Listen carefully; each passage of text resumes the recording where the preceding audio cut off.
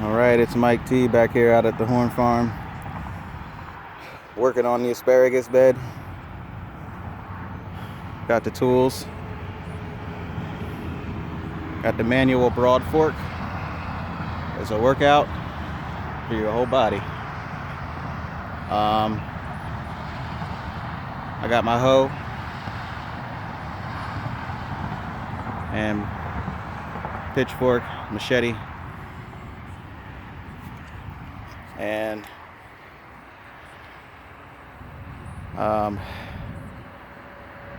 the tool that I'm using right now, which I don't know what you call it, but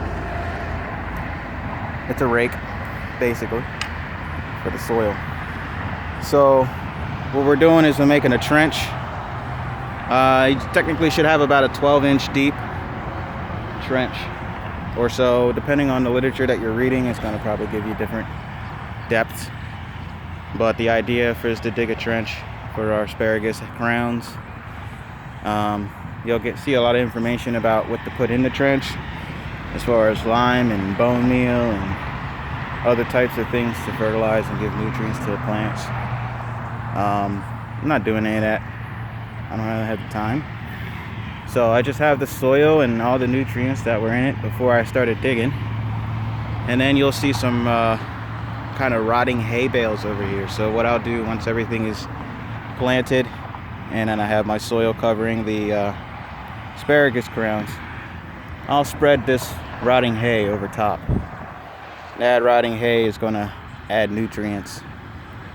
My theory is that the rotting hay will, so many inches of that rotting hay on top will keep the weeds suppressed, keep moisture locked in, so I don't have to water as much.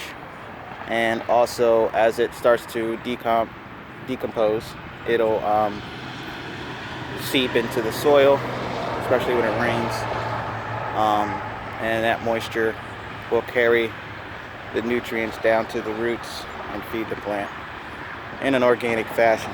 We're not using any chemicals out here. We're at Horn Farm. Horn Farm is a chemical-free community garden on one side and a CSA farm on the other side. And they also do a lot of different programs when it comes to education, sustainability of anything and all things natural. They got a cool forest restoration program, woodland restoration program that they're working on. They do plant identification, and you can come down and sign up for a class and take a walk. And my friend John Darby would teach you about all the different wild plants that you can eat, which are actually a lot more nutritious than the stuff that we grow in our gardens. But anyway, I hope to try to document some of that stuff going forward as a resource for the public. So anyway,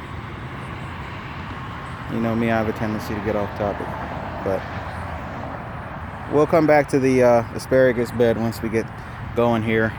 You can see I'm about halfway, almost halfway, and I've taken a lot of breaks in between because I'm just not in as good shape as I used to be. So I'm going to work on this and get a crazy workout in doing it. Okay. See you in a few.